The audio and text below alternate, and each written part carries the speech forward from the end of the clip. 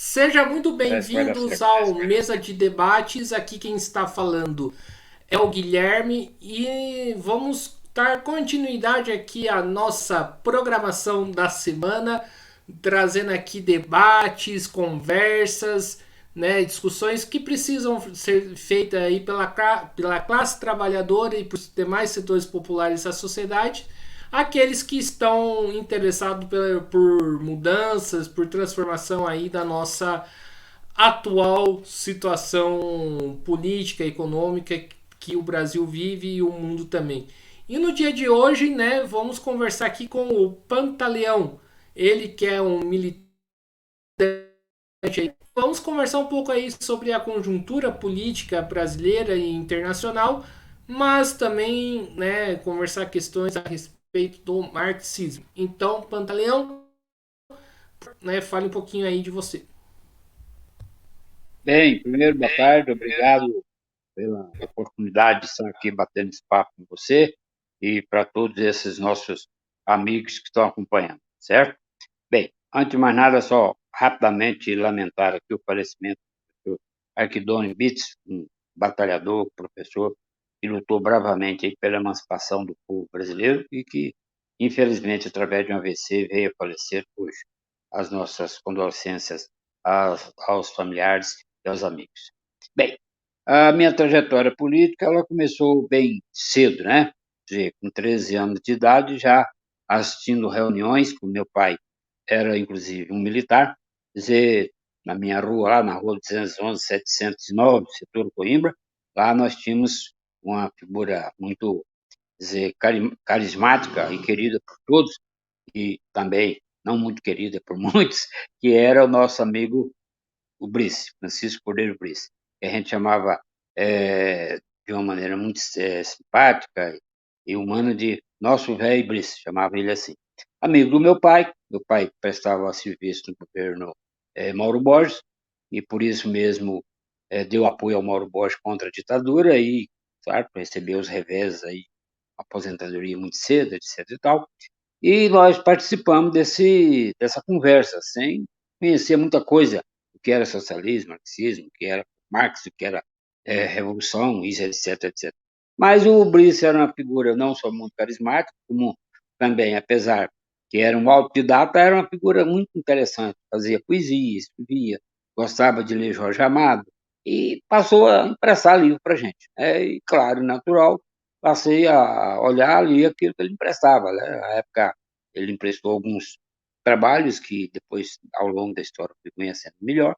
E depois, o movimento estudantil, nos anos 60, nós participamos na luta do Colégio Estadual Professor Pedro Gomes, também em razão daquela efervescência política do movimento estudantil, onde combatíamos ali o esquema já do golpe de 64. A partir desse momento, nós fomos nos enganjando, sem, claro e natural, estar organicamente ligado ao PCB ou à LN, mas também tínhamos o que nós chamaríamos de simpatia, né? Uma simpatia não orgânica do ponto de vista que se costuma falar normalmente aí no jargão da esquerda. E depois, claro, né, nós fomos tomando consciência política das coisas e participando de movimentos literários, como o Novo Gen, que era presidido pelo escritor Miguel Jorge. Aí respondemos alguns inquéritos, tivemos que fazer uma fuga assim, meia trabalhada para o Pico do Papagaio, que hoje é o estado de Tocantins, né, o norte de Goiás. Voltamos e a coisa foi mais amenizada, porque o meu pai e a minha mãe, que tinha muitas amizades, né, nós fomos coordenando isso aí para a gente voltar sem, de acordo com um amigo que faleceu, infelizmente, né, que era militar, sempre avisava meu pai que o nosso nome estava naquela relação. Que se pega, está enrolado, né? Ou seja, possivelmente se pegasse, eu não estaria batendo esse papo com você aqui hoje. Aí, meu bom amigo Guilherme, participamos na luta estudantil, entramos no curso de História da Universidade Federal de Goiás, participamos ali de movimentos já com o CEAS, DCS sendo cerceado, né, pelo que a UNE foi fechada, todo aquele contexto, e logo veio a sair dessa luta meia clandestina para a legalidade, participando do MDB, é o Movimento Democrático Brasileiro, que aqui nós tínhamos ligações com os irmãos Santilo, Romualdo, Henrique, Ademar, e o João Divino Dornelles, Fernando Cunha, Derval de Pádua, enfim, a chamada linha autêntica do MDB. Porque com o ato institucional número 2, o Marechal Castelo Branco estabeleceu o bipartidarismo. A Arena dava o apoio ao governo e o MDB era a oposição consentida, na verdade, porque qualquer pessoa do MDB, ao falar ou denunciar, era caçada, né? As prisões. E aí veio o AI-5 foi essa tragédia e, obviamente, estamos pagando as consequências até hoje, e aí, obviamente, restou a reação pela luta armada. E, infelizmente, várias pessoas foram assassinadas, torturadas, exiladas, caçadas, e foi um projeto também bem elaborado pelo esquema militar, pelo general Meira Matos, com Golbery, e a linha chamada mais intelectual do Exército, liderada pelo Geisel, o próprio Castelo Branco. A educação sofreu um duro baque com a reforma de ensino de 71, a Lei 5.692, veio a reforma universitária que também criou todo esse esquema de tirar o centro de discussão política dos meios centrais, como exemplo, campus da Universidade Federal de Goiás aqui. Você estava lendo outro de um artigo interessante, um professor que infelizmente faleceu, o professor Helder Mulatin, né, que faleceu há pouco tempo, ele mostrando que esse campus aí foi uma espécie de cópia dos campos norte-americanos. Bem, detalhes, né, que a gente tem que observar, porque foi feito, escrito por um profissional da área. E daqui para cá, nós vamos observando que o movimento, dentro da situação internacional, favoreceu um pouco, porque com a eleição do Jimmy Carter nos Estados Unidos e a repressão que violenta, com matanças aí à esquerda a partir de grupos como PPR, ALN, MR8, o PCdoB, que foi para a Guerrilha do Araguaia, mas em 79 tem anistia com o governo de Figueiredo. Aqui em Goiás, nós somos um fundador e o primeiro secretário do Comitê Goiano para Anistia, presidido pelo nosso amigo e camarada de luta, João Divino Dornelles, que foi fundador, primeiro presidente, o primeiro secretário, mas o João Divino já faleceu. Essa é a nossa trajetória enquanto pessoa, né? É evidente que eu estou relatando isso que você pediu para a gente falar, para mostrar que essa luta não é minha, Reinaldo Assis Pantaleão, professor Pantaleão, não, é uma luta que a gente fez parte de um conjunto de decisões, né? A oposição, aí a luta no sindicato, CPG, Sintego, Simpro, e, claro, com mais de 43 anos, para ser mais preciso, de sala de aula, a gente foi fazendo aquilo que o mestre Paulo Freire ensinou, aprender aprendendo, né? E isso é uma constância na educação, porque a educação é um processo muito dinâmico, é dialético. Bem, esse é um processo que não cesariu, não acabou, porque nós fomos para o MDB, depois ajudamos a fundar o PT, saímos do PT quando o Lula nomeou o Henrique Meirelles, também por outras circunstâncias, e ajudamos a fundar o PSOL.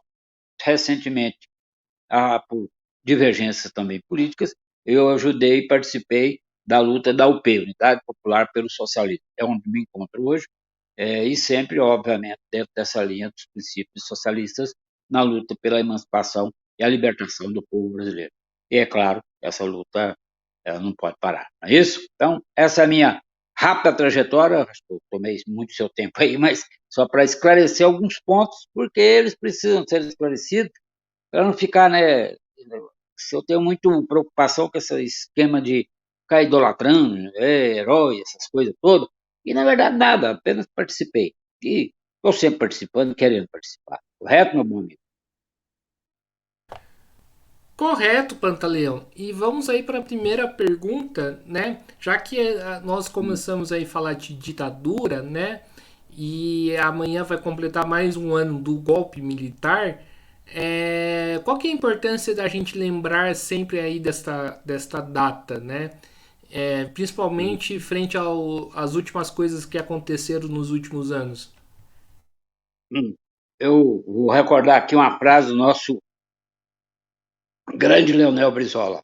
Brizola, que era uma figura nacionalista, progressista, nunca foi comunista na vida dele, mas sempre na linha da educação e do progresso. E ele sempre, de uma maneira muito irônica, falava: estão fazendo bobagem, não é 31 de março, né, a data do golpe, é 1º de abril. Só que os golpistas, com o general Olímpio Mourão Filho, que saiu de Minas e coordenou a ação no Rio, chegou no Rio depois da meia-noite, então era 1º de abril.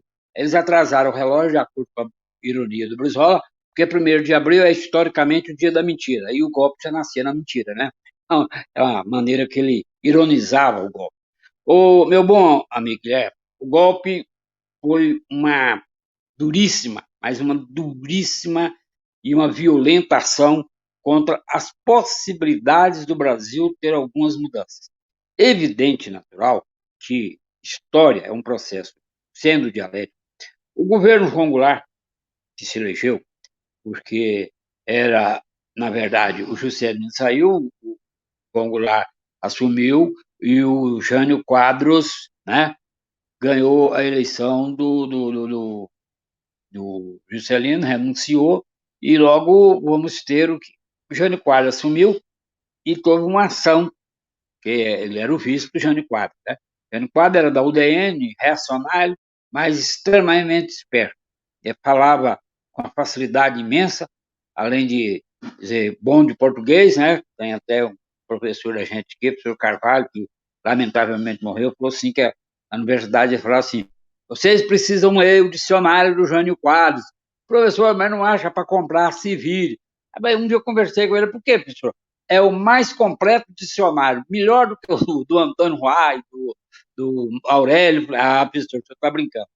E uma vez eu conversando aqui com o professor aqui da universidade, o Nequito, que infelizmente também não está mais entre nós, ele falou, rapaz, é verdade, que ele era culto, o Jânio Quadros, né, um homem culto, um advogado, foi prefeito de São Paulo, governador de São Paulo, quer dizer, com um discurso fácil, fácil, fácil, fácil, quer dizer, gostava de uma branquinha, né, bebia bem e tomava todas, e era uma figura um pouco meia complicada, né, meia contraditória. Quer dizer, ele não se explicou ainda, quer dizer, a renúncia, né? Ele foi aquele das frases famosas, filho porque quilo, né? Quer dizer, então aquelas coisas dele. E renunciou o vice dele, que era o João Goulart. Por que eu estou te falando que ele era esperto?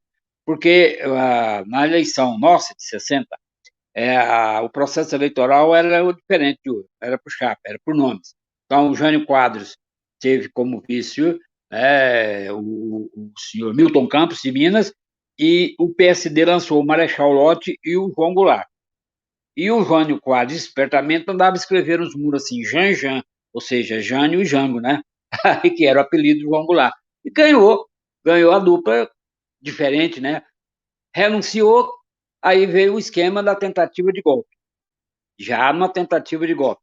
O Brizola articulou com apoio do Exército no Rio Grande do Sul, com apoio do Mauro Borges, com apoio do Miguel Arraes e do Seixas Dória, que era governador da Sergipe, né? Ele articulou a campanha da legalidade, com apoio da UNE, que era presidido pelo goiano Aldo Arantes, né? Conclusão, evitou-se o golpe, com a bravura, a honestidade, a dignidade do grande Leonel Brizola. E, quer dizer, 61 a 63, porque em 63 nós tivemos aquele famoso esquema da CGT, do PCB, que deu apoio ao João Goulart, sindicatos, né, de certo estado.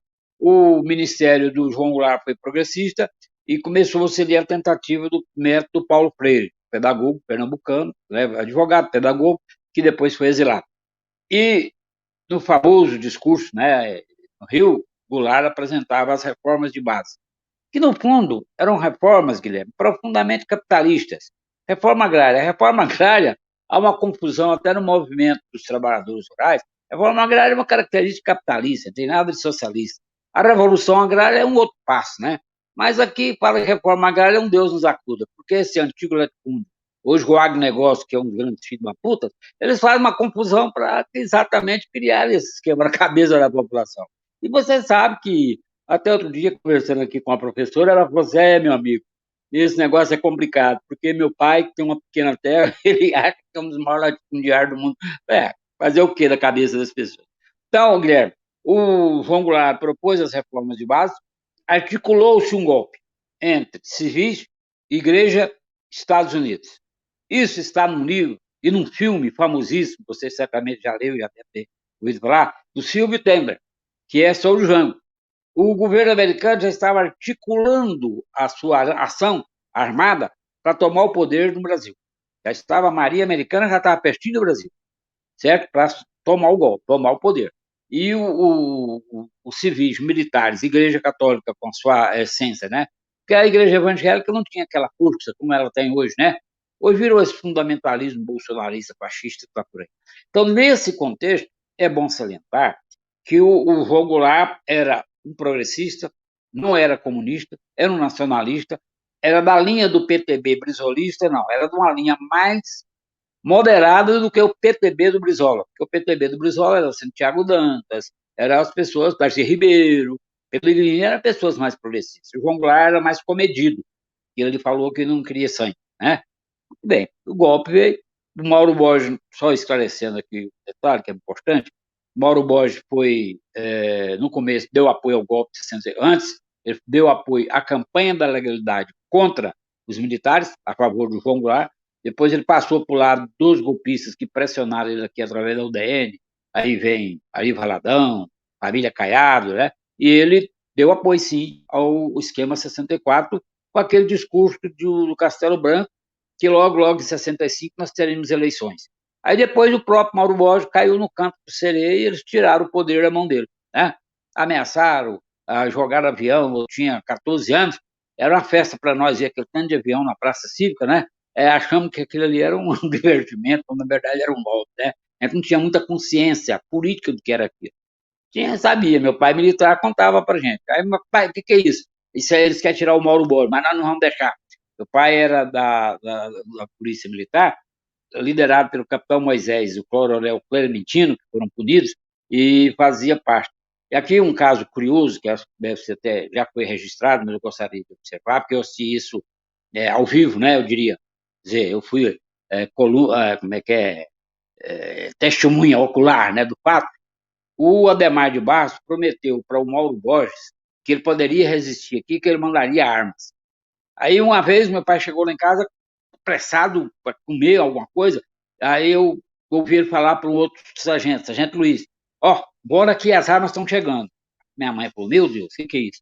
Aí, depois descobriu-se que o Adhemar de Barros, que já estava articulado com os golpistas, com Lacerda e outros, né, para tomar o poder, mandou assim as armas para o Mauro Borges resistir aqui contra a ditadura. Só que não tinha uma bala, ele mandou arma, não mandou bala. Eu falei, mas arma sem bala é meio complicado, né? Como é que você vai dar tiro? Então, só para um episódio aparentemente irônico, brincalhão, mas não é, sério, o Adhemar de Barros. Depois ele foi caçado porque ele ficou famoso na história do Brasil por aquele faço mais roubo, né? Quer dizer, um ladrão famosíssimo na história do Brasil. Rapidamente, então, nesse contexto, a ditadura foi um malefício, foi um atraso. Eu acredito, inclusive, trabalhando na área de educação, tanto de primeiro como de segundo grau, a rede pública e a rede particular, estadual e municipal, eu digo para você, às vezes posso até afirmar que uma coisa meia exagerada. Acho que a desgraça foi: mataram, assassinaram, estupraram, fuzilaram, exilaram, caçaram, mas, na minha opinião, que militei na educação esses anos todos, mexeram com a essência da coisa. O projeto Golbery, do general Meira Matos, precisava ser lido por todo mundo dentro da universidade, porque é um projeto de como acabar com a educação no Brasil, a possível mudança que era o projeto Paulo Freire. É interessante. O Márcio Moreira Alves, que foi caçado, porque ele fez aquele discurso famoso, né? Que as moças do Brasil não deveriam namorar militar, né? No início do 7 de setembro, e aí foi o estupim que eles precisavam para o golpe. Ele escreveu um livro, O Beabá do Mekzai. E lá ele denuncia como é que era o esquema que os Estados Unidos queria transformar as universidades em fundações, e aí não precisa te contar o resto, sabe como é que foi. Então, é nesse contexto que a ditadura promoveu e, infelizmente, no dia 1º de abril, aqui em Goiás e no Brasil todo, vamos fazer atos para denunciar os crimes da ditadura e só ressaltando que, no ano passado, o Supremo Tribunal Militar, e com o juiz de Brasília, reconheceu que o estudante goiano, Ismael Silva de Jesus, foi assassinado aqui no antigo 10º BC, hoje 42º BI, pelo capitão Stenha, do Exército Brasileiro, e ele vai ser punido. Ontem, o sargento Wanderson foi acusado pela Tribunal Regional do Rio de Janeiro de ter estuprado, matado e fuzilado muita gente na famosa Casa de Petrópolis, né? Que é no Rio de Janeiro, e onde que só conseguiu sair de lá e depois deu um depoimento na Comissão da Verdade. Ela morreu, acho que tem uns 2 anos, a Tiene, né? Ela mostrou os absurdos esse sargento. E o mais esdrúxulo, o mais absurdo, ele foi aprovado no primeiro votação. O Tribunal Regional deu ganho de causa para ele, que ele não poderia ser punido, porque crime de estupro e assassinatos e fuzilamento não estavam na lei da anistia. Ora, aí hoje o juiz falou, não, um novo juiz, né? Falou, não, estupro, assassinato, fuzilamento é crime de lesa humanidade, não é? Então tem que ser punido. Então, já acho que 2 grandes vitórias aí para mostrar esses absurdos. E é óbvio e natural que ninguém é ingênuo nessa história. Quer dizer, nesse processo ainda existem muitas pessoas que eram do SNI, que hoje estão na BIM, e que fazem parte desse esquema de deduragem aí dentro das universidades, dentro dos sindicatos. Não se iluda, eles estão aí andando e dedurando os outros lá, dentro dos movimentos sociais, movimentos dos trabalhadores rurais, dos partidos de esquerda, etc. Então, para mim, na minha opinião, falo como professor e como militante, e principalmente como professor, foi uma das piores tragédias na história do Brasil. Foi um atraso enorme, porque nós, com aquele discurso nacionalista que até o Geisel fazia, fizeram, porque Brasil do Brasil, ame ou deixe, que o Médici colocou, Transamazônica, Rio-Niterói, Angra 1, Angra 2, Angra 3. Hoje você pega a economia brasileira e a nossa dívida, né? Cadê a Transamazônica? A ponte de Niterói, de acordo com os especialistas e economistas e especialistas na área, dava aquilo que Caçola dava fazer 3 pontos de Niterói. E a Angra 1, Angra 2, Angra 3, que foram acordos feitos com a Alemanha, que nós pagamos a manutenção das mesmas, e agora, recentemente, o professor Gutenberg, parece que infelizmente até faleceu, né? Ele mostrou num livro que exatamente ali nós ficamos de 67 até agora pagando manutenção de empresas que não funcionam para o capital alemão. Então, essa para mim é a impressão. Então, nós temos que ir para a rua no dia 1º, mostrar para a população, mostrar para ela que por que as coisas ocorreram, como é que as coisas ocorrem, e isso nós não podemos ter mais. Ditadura e tortura, nunca mais. Esse é o lema que nós temos que levar para a rua. Certo, Pantaleão. E seguindo aí a toada aí dessa discussão, né? Hoje se discute muito que não deve se anistiar, né, os golpistas e principalmente os crimes do Bolsonaro, né? E o Brasil já passou por um processo de anistia aí que é ampla, geral e restrita, que, né, de um lado, né, libertou as pessoas que eram torturadas, mas do outro lado não puniu os torturadores, né? Eu queria saber aí de você, né, qual que é o impacto, né, de hoje de não punir os torturadores e qual que é a importância de lutar, né, que os golpistas, os aí da extrema direita não sejam anistiados novamente, né, pelos seus crimes. Primeiro, eu te falo com toda a humildade que eu participei aqui do Comitê Goiano pela Anistia, fui o primeiro secretário, né? E a anistia foi um acordo, foi um arranjo, porque os militares não aceitavam a punição aos torturadores e aos verdugos da ditadura. Então, a ala mais moderada do MDB, inclusive, teve que aceitar, porque, na verdade, no fundo, não tinha muita saída também, não. Nós, aqui em Goiás, lutamos para que ela fosse realmente ampla, geral e restrita. Mas conseguimos, com muita dificuldade, aprovar o que foi aprovado. E por isso mesmo que esse sargento Wanderson, que agora no Rio de Janeiro, o Tribunal Regional Militar está pedindo a punição dele, porque ele cometeu crime de lesa humanidade, o que na anistia não diz que o cara que cometeu crime de lesa humanidade tem que ser anistiado. Então não se puniu ninguém que torturou, que matou, que fez tudo quanto é diabrura. Nos outros países, como no Uruguai, no próprio Paraguai, na Argentina, no Chile, você vê agora, há pouco tempo, um relato da Argentina, vários ditadores do período da Argentina, uma violentíssima ditadura, morreram na cadeia, como o general Reynolds, como o general Videla, como o general Gustavo Quinoé, morreram dentro da cadeia, porque eles foram punidos pela Corte argentina com apoio da sociedade. Quer dizer, não se trata de fazer um revanche, que nós temos que pegar os caras que mataram, torturaram e eliminaram e colocar na cadeia o resto. O problema é que eu acho que a raiz não foi tocada lá atrás. Quer dizer, teve que aceitar porque a ala conservadora da sociedade, liderada pela própria igreja e pelos setores do MDB, Ulisses Guimarães, Tancredo Neves, buscaram uma saída para não confrontar os militares. Porque não se iluda, o general Leopoldo Pires, que foi ministro do governo Sarney, foi bem enfático. Nós não aceitamos revisão de anistia. Bem, esse é um processo. Mas agora, os tribunais regionais, inclusive militares, estão fazendo revisão dos crimes, porque a Dilma conseguiu, no seu governo, foi no seu governo, a leitura com Fernando Henrique Cardoso só do ponto de vista legal. No governo, mas não foi feito nada. No governo Lula também não se fez nada.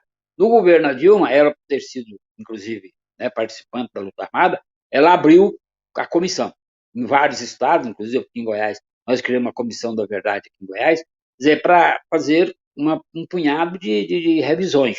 Tanto que hoje, a imprensa acabou de noticiar agora nos jornais, que vai se fazer, foi aprovado, vai se fazer uma revisão das pessoas que pediram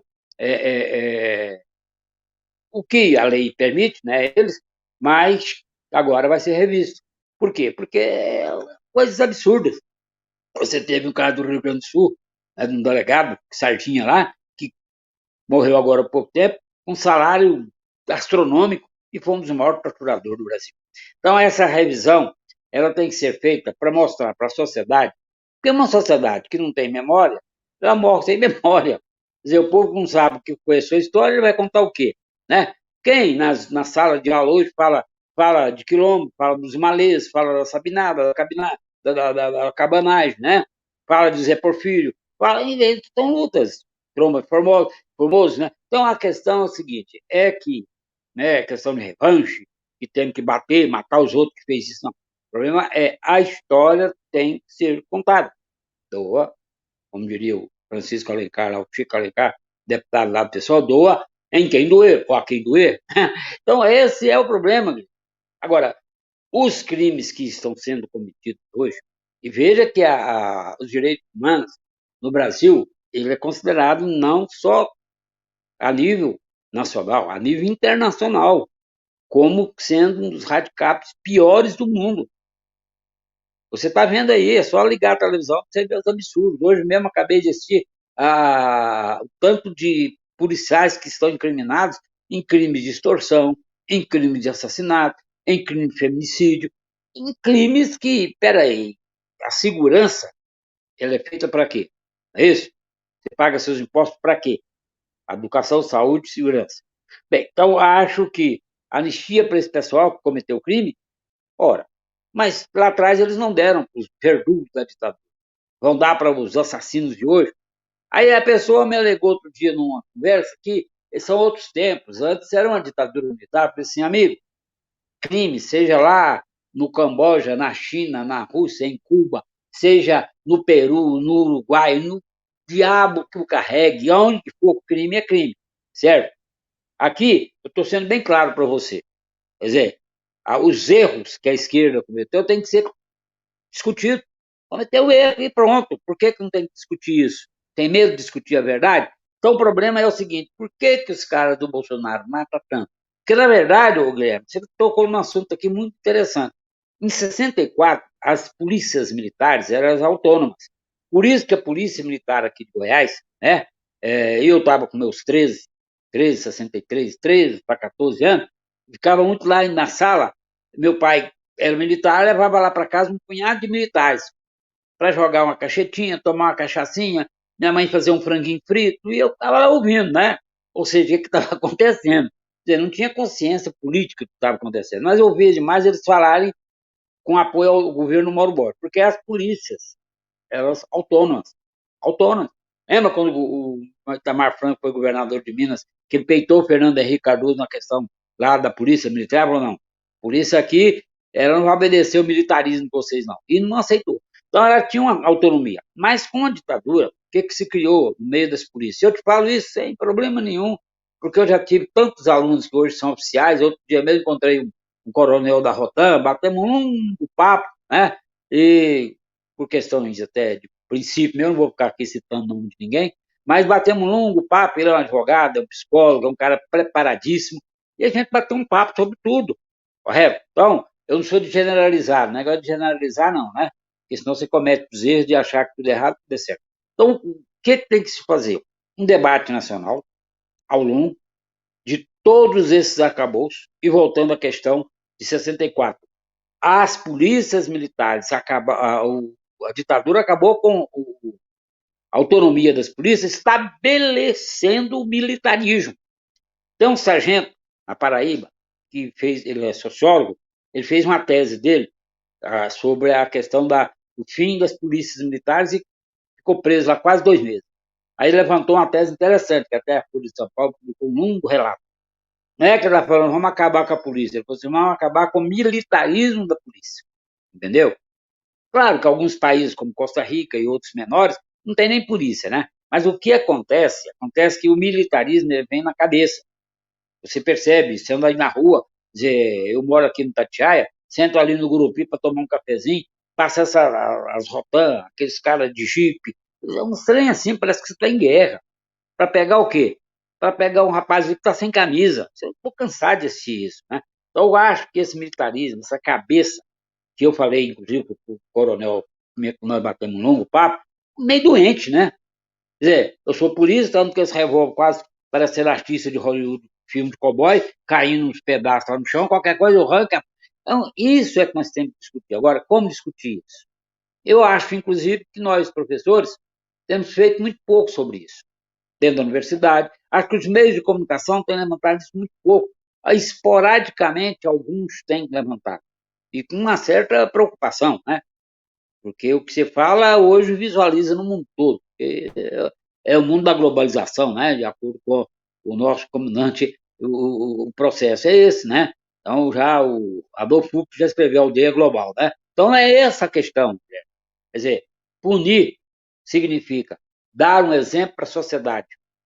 Você está vendo aí as crianças hoje entrando na sala de aula, esfaqueando professora, matando, blá, blá, blá, blá, blá. Aí vem um debate, mas não tem debate sobre isso. Por que não debate isso aí? Por que as escolas, quer dizer, eu não estou querendo ser saudosista, porque no meu período era outro período histórico, aí era outro período educacional. Não é essa a questão é que isso não é debatido. Ou é? A universidade está fazendo esse debate de que maneira? Eu, pelo menos, citar, eu não estou vendo. As escolas públicas, quer dizer, o Caiado, que está acabando aí com a educação, tirando as porcentagens dos aposentados, pensionista, aumentando. Hoje eu estava vendo aqui 10 escolas estaduais, pertinho ali de Trindade, estão sendo fechadas. Aí abriu o quê? Vai militarizar a escola? Né? Então, essa é a minha punição, essa é a minha, perdão, a minha posição de que tem que, para dar exemplo à sociedade, você tem que, ó, meu amigo, você cometeu tantos crimes, tantos estupros, tantos assassinatos. Cometeu e acabou, cometeu, tem que pagar. Essa é a minha opinião. Certo? Certo, certo. E Pantaleão, continuando aqui a nossa discussão, você citou aí, né, os erros da esquerda, né? O que a esquerda atualmente tem que aprender da esquerda, né, na época da ditadura? Quais são as lições, né, que ela tem, que essa esquerda pode passar para hoje e, né, e quais foram os erros e as contradições? Primeiro, vou ser bem claro para você. Não admitir que a esquerda não errou é um erro, né? É uma bobagem. Errou. Né? A gente não fala que o processo histórico é dialético, então a lei é a contradição. Erramos e erramos. Agora, como aprender com os erros?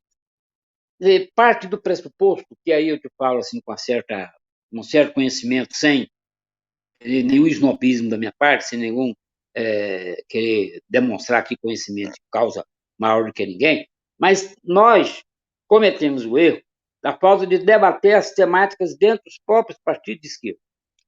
Lá atrás, eu vou pegar um exemplo do Brasil, depois cito o mundo, né? Porque rapidamente, nós somos fruto das internacionais. Primeiro internacional, segundo internacional, terceiro, quarto. Né?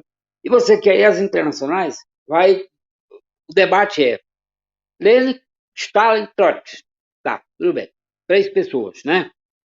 Então, não é o que o Lenin defendeu, não é o que o Stalin defendeu, nem o que o Trotsky defendeu. É a figura. Você vai discutir, as pessoas querem saber. Eu quero saber se o Trotsky comia todo mundo, problema dele. Você vai saber se a careca do Lenin era feia, problema dele. O bigode do Estado. Não é essa a questão. Nós não discutimos os embates e não temos coragem. Eu sempre falei isso desde quando eu comecei a militar. E eu comecei a militar sem saber nada com meus 13 anos. Mas eu achava interessante, eu citei aqui o meu irmão Priscodeiro, camarada maior, quer dizer, a humildade dele como autodidata ensinar a gente. Então, e os intelectuais do próprio partido, que é claro, natural, né, que eu vivi por uma época, às vezes por uma questão mais didática também, e também por razões óbvias, que a estrutura da outra. Então, a nível internacional, depois que as internacionais passaram a divisão, passa então uma discussão, né, trotskismo, stalinismo, Stalin mandou matar Trotsky, blá, blá, blá, blá, blá, blá, blá, blá. Isso aqui cobriu o debate. Porque, e hoje? Hoje você tem outras situações complicadas.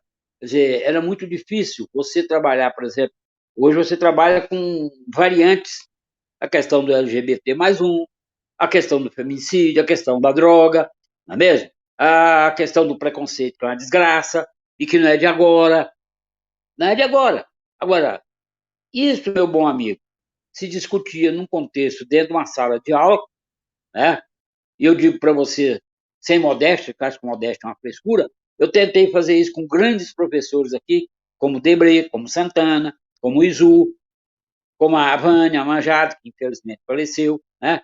Quer dizer, com professores, dizer, que eu trabalhei em vários colégios cursinhos, dizer, sutilmente a gente jogava os textos para poder fazer esse debate. Tínhamos conhecimento de que ali nós estávamos mexendo com o caldeirão, mas tentamos. Mas não ficamos parados, não. Então, acho que esse panorama que a esquerda teria que. E aí você entra num outro detalhe que eu lamento e vou falar para você abertamente. Falta uma unidade, falta, mas eu acho que falta mais é humildade. Você entendeu? Quer dizer, a unidade dos partidos de esquerda, ela se divide a partir de 64 pela a linha do PCB, de não participar da luta armada, né? E depois o próprio PCB pago caro, porque o Exército matou o diretor nacional todinho do PCB, a não ser aqueles que foram exilados, né, e saíram, como Prestes e outros, né? Aí veio a divisão, PCdoB, que rompe em 62 com o Amazonas, aí vem o Marighella, cria a LN, Lamarca, VPR, MR8, e aí, porque também você fala assim, mas por que não ficou só num partido? Mas o contexto também era outro. Que o ato institucional, no 5, 13 de dezembro de 68, o ato fechou tudo. Se você pegar, tem um grande jurista brasileiro, Everardo Miranda, ele escreveu um livro interessante. O ato institucional número 5, ele é pior do que o poder moderador, que dava ao Dom Pedro I poderes excepcionais. Né? O ato número 5, ele tirava todo. E depois foram colocados mais atos. Foram 17. É que pouco se fala dos outros.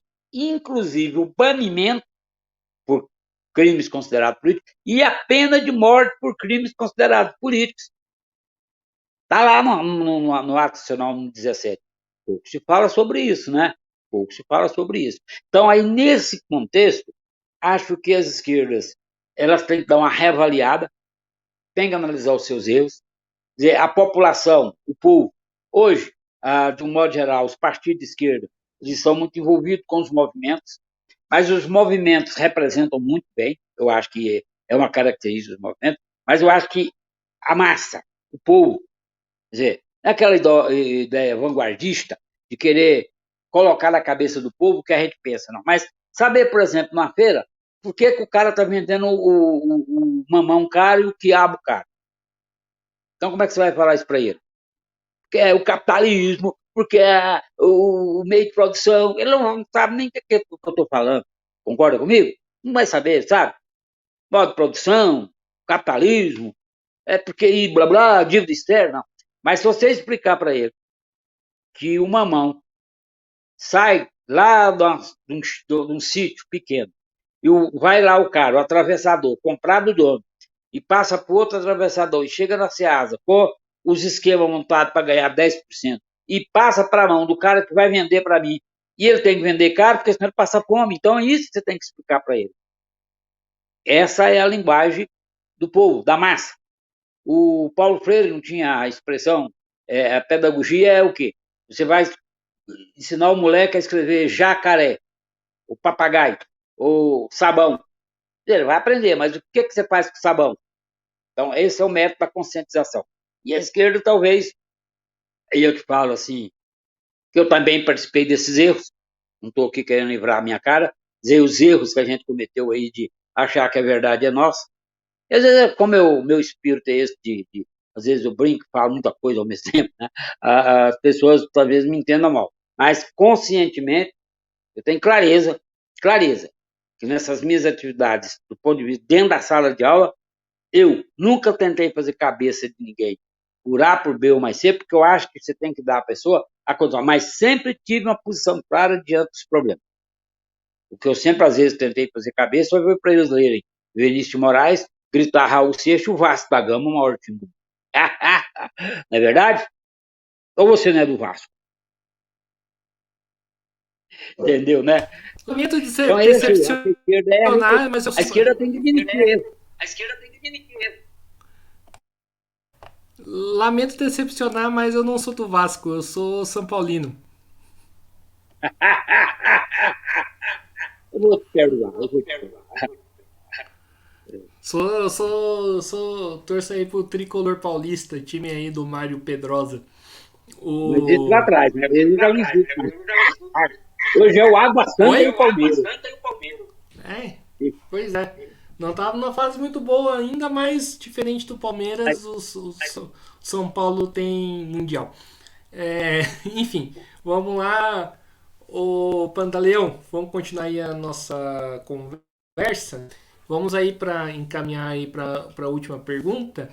E o debate que a gente tem que fazer aqui, né, que foi feito bastante aí nos últimos 4 anos aí de governo Bolsonaro, né, inclusive o Bolsonaro voltou, né, hoje aí para o Brasil, né, espero que vai direto para cadeia.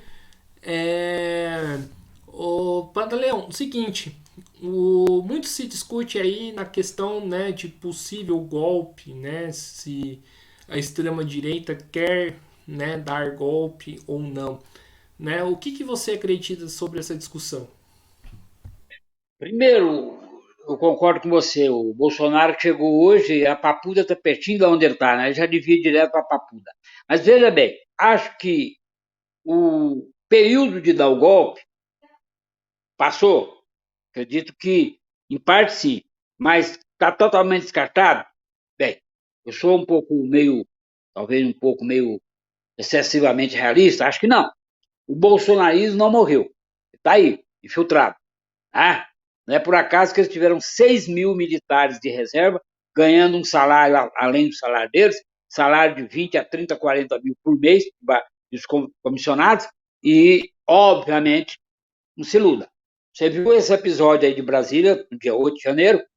Quem é que estava por parte? Uma boa parte financiado por empresários, pelo agronegócio e com ações militares, que inclusive eu estava lendo uma matéria ontem no jornal, né, no jornal A Verdade, da UP, e mostrando o tanto de militares que estavam envolvidos. Inclusive um coronel de Brasília foi corajoso, falou assim, os acampamentos estavam sendo fruto de ações de treinamento de guerrilha para um golpe. Ele falou isso, não foi eu não, está lá no jornal, a palavra dele, coronel Esquibar, do Exército. Então, acho que é difícil, porque o contexto internacional não é tão fácil para um golpe como foi de 64. Acho que a Guerra Fria, a ex-União Soviética e os Estados Unidos, eles obviamente favorecem aí um esquema da bipolarização. Hoje, o mundo está mais complicado. Quer dizer, essa questão da Ucrânia, onde o Putin, com a tentativa de ser um czar moderno, né, czar tecnológico, e a Ucrânia, que é a essência do neonazismo, não se esqueça que o exército da Ucrânia que ficou lá e aquela força que ele tem lá, tudo neonazista. Inclusive o rapaz lá, que era cômico, virou presidente. Né? Então, e apoiado pela OTAN. E é claro, natural, que a China, Irã, não, não vão ficar de braços cruzados. Né? Você está achando que a China. E existe aí esse aspecto político, não tão ideológico esquerda-direita, é verdade? Existe todo um contexto econômico. Você acha que a União Soviética antiga, né, hoje a Rússia, com aqueles corredores que elas fizeram na Segunda Guerra Mundial, eu acho que seria ingenuidade achar que o Putin vai entregar o poder sem jogar alguma bombinha. Ah, é evidente, né? Hoje mesmo eles prenderam um jornalista lá dos Estados Unidos acusando o cara de agente da CIA lá dos Estados Unidos, dentro da Rússia. Então, o meu bom Guilherme, eu acho que esse panorama, ele é um panorama ainda muito preocupante. A direita tentou reeleger o Trump, tentou dar um golpe com o Trump, que foi o esteio aqui para o Bolso Pinochet. O Bolsonaro eu chamei ele de Bolso Pinochet. Então, nesse contexto, meu bom amigo, não se iluda. Eles estão, viu? Eu até tomo aqui a liberdade de fazer uma observação. A ação integralista brasileira, que tinha como líder um intelectual, um grande poeta, por sinal, um grande escritor, vamos separar as coisas para evitar. Plínio Salgado. Plínio Salgado foi laureado aí, inclusive, com livros premiados. E magrinho, 1,50 m, mas um orador de massa, um orador de primeiríssima. Articulava como ninguém. Plínio Salgado com a ação integralista, depois ele, o Getúlio mandou ele para Portugal, depois ele voltou, participou do golpe, morreu como deputado federal da Arena nos anos 60. Então, nesse contexto, você não tem um Plínio Salgado e nenhuma liderança da ultradireita, que o Bolsonaro foi expulso do Conselho do Exército, depois o Supremo Tribunal revogou a expulsão, porque a linha de Ustra e outros evitaram que ele fosse expulso, né? Mas o Conselho pediu a sua expulsão. Aí ele virou vereador lá no Rio, depois 28 anos deputado federal. Ficou 4 mandatos como deputado federal falando abobrinha. A direita tinha que pegar com os erros cometidos pelo PT. E o PT tem que entender que cometeu erro também. Né? Mas com Lula ganhando, e as forças de esquerda que apoiaram o Lula, né? E, obviamente, tirando o bolsonarismo, foi derrotado, aparentemente, eleitoralmente, foi derrotado. Tudo bem. Mas dizer, como a sua pergunta foi feita, que nós vamos ter não tem golpe mais, eu acho que, como história, a gente não é nem a dono da verdade, nem futurologista, né? Esse negócio de futurólogo é só para horóscopo, e só para te dizer que eu sou de Sagitário, então não é complicado. Então, nesse contexto, nesse momento, eu acho difícil pelo contexto internacional, porque o Lula é muito habilidoso, faz as suas alianças, né, com Deus e o capeta ao mesmo tempo para governar, mas e também a nível internacional ele tem uma credibilidade muito grande. É o cara que se chegar hoje na Ucrânia é recebido, chegar na Rússia é recebido, se chegar no Vietnã é recebido, porque ele tem uma imagem internacional muito boa, porque foi muito bem assessorado pelo Celso Amorim, que é uma cabeça que foi lá do governo Fernando Henrique, não se esqueça, né? É uma cabeça pensando, sabe tudo de política internacional, e ele mandou para agora para o embaixatriz lá nos Estados Unidos, a mulher que sabe tudo de direito internacional. Então, nesse panorama, montou um ministério, se comparar com o do Bolsonaro, você não tem nem como comparar, né? O ministério do Bolsonaro era um deboche aliado ao grande picareta do Guedes, que é o que articulou o esquema da ditadura do Pinochet a nível econômico. Engraçado, né? Aquele dinheiro que ele pegou e jogou nos paraísos, ninguém fala, né? E aquele banquinho que ele tem lá na Inglaterra, que foi citado pelas revistas econômicas, ninguém. Aqui no Brasil, assim, né? Memória é complicado, memória é difícil demais. E o Guedes, que é um picareta de primeira marca. E quem está dizendo isso são os jornais da Inglaterra, que ele tem bancos. E ele falou: não, eu sou um pequeno sócio. Ah, conversa para boi dormir. Ficou milionário na ditadura do Pinochet. Então, nesse panorama, meu amigo, acho que o golpe é mais complicado. Nesse momento que eu estou conversando com você. Como o nosso velho camarada, sociólogo Florestan Fernandes, alertava, né? Uma certa brincadeira, mas no fundo era muito sério. Analisar a conjuntura não é fácil, porque eu estou falando com você agora às 16 horas. Daqui a 10 minutos você liga qualquer rede de comunicação e mudou tudo. Não é isso verdade? Por quê? Porque conjuntura é conjuntura, né? Você está analisando conjuntura, não a estrutura, que é o negócio mais fixo, né? E isso aí passa por uma análise de conjuntura realista. Realisticamente, acho que é difícil um gol. Bem, amanhã você pode me ligar e falar: você errou, hein, amigo? Você viu? Não posso ter errado, mas acho que hoje é meio difícil.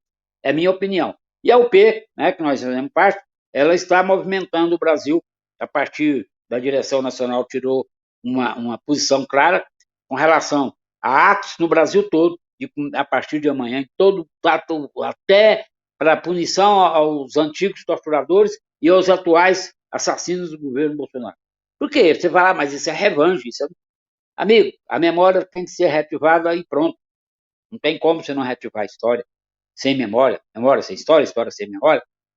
E vamos, a partir do dia 1º, com atos públicos no Brasil todo, fazer. Esse é o papel, e digo para você com tranquilidade, sem nenhuma imponência. Nós estamos chamando que os partidos de esquerda, PT, PCO, PSTU, PCB, PCdoB, fazem, ou pelo menos participem, né, de uma discussão com a gente para fazer atos em todo o Brasil. É evidente que, sabe como é que é, né? Acho que você sabe bem que você mexe com a comunicação. Você tirar um documento dentro de um conjunto de partido de esquerda, você discute uma vírgula 10 anos e não sai o documento. Essa é a realidade. Você está rindo, né? Você está rindo. Você que não sabe, meu amigo. Você ficar das 7 da manhã, não, 7 da noite até 4 da manhã do outro dia, porque o cara das 300 organizações, dos 500 grupos, não quer que aquela vírgula, porque a vírgula está colocada, mas ela não tira o sentido. Aí vem o especialista na linguística, tira. Aí, mas não é linguística porcaria nenhuma, é porque ele está defendendo a posição do partido dele. Então, isso aí é trágico, é ruim. Você concorda comigo? Você que é o irmão da comunicação, sabe muito bem, você entrevista muita gente, você sabe que a minha opinião é essa. Nós temos que criar um ambiente para discussão eleitoral. É claro, ninguém aqui é ingênuo. Já participei de eleições e de muitas. Eu sei que se eu quisesse ser deputado, era só fazer acordo. Que bobagem. Então é o seguinte, meu cara, a eleição é um processo interessante, de discussão. Termina esse nosso bate-papo tão gostoso, vou ali no grupinho, encher o saco de alguns flamenguistas que tem por lá, e depois vim para casa bater outro papo comigo mesmo. Você entendeu? Essa é a questão. Correto, irmãozinho? Correto, muito bom. Então acho que é isso aí, pessoal. Estamos encerrando aqui mais uma entrevista do Mesa de Debates, até porque que eu tô aqui, eu tô bastante atrasado aqui, que eu tenho uma manifestação para ir, para poder cobrir, né? Quero aqui agradecer o Pantaleão aí pela conversa, pela boa conversa, né? Gostei aí bastante aí do nosso papo e passo a bola aí para ele fazer as considerações finais. Eu vou agradecer, não vou tomar muito seu tempo, você vai cobrir uma manifestação agora. A manifestação é onde mesmo? É sobre o quê? Câmara Municipal de São José dos Campos. Já deve estar começando agora, né? Ê, menino, você tá O longe, hein, tema, rebelde? o Você tema tá longe. é em relação a um vereador do Partido Novo, né? Que saiu em defesa e queria propor uma moção de defesa àquele deputado federal Nicolas Ferreira pelo discurso O pelo fascistinha discurso chupeta, né? O chupetinho. então Você vai passando os dedos, viu? Eu, menino, você tá longe, menino. Você dá um São abraço José dos aquele dedo lá, fala que a luta continua. certo, então é isso aí, então Um abração, muito passo obrigado. Viu? a Desculpa bola aí alguma para coisa. você terminar de fazer as considerações finais. Eu agradeço você, empenhoradamente, agradeço aí as brincadeiras que às vezes, né, a gente exagera, mas muito respeito por você e estamos aí à sua disposição, falou? Uma luta, um abraço para você, muito fraternalmente. Então é isso aí, pessoal. Mais uma vez aqui agradecendo ao Pantaleão, também agradecendo a você que estiver nos acompanhando. Peço que se inscrevam no canal Podcast Mesa de Debates de Tudo Um Pouco. Curta, compartilhe, comente e acompanhe o nosso trabalho. comente nessa entrevista, também comente em outras entrevistas, né, que o canal produziu, matérias, né, em qual essa uma que eu vou fazer agora, e também, né, programas que o Mesa de Debates apresenta. Além disso, também, né, curta a nossa página do Facebook, podcast Mesa de Debates de Tudo Um Pouco. Siga a gente no Instagram, Mesa de Debates, e a gente também está no TikTok, podcast Mesa de Debates, né? Então, e além disso, quem puder, contribua aí com o nosso Pix 385 007 02800 CPF. Nós somos uma mídia independente, né? Então por isso aí a gente pede aí a sua contribuição financeira do ouvinte, quem quiser contribuir. E também quem quiser participe aí do nosso Padrim, www.padrim.com.br/podcast Mesa de Debates. Então é isso aí, pessoal. Estou indo nessa. Fui, um forte abraço e até amanhã.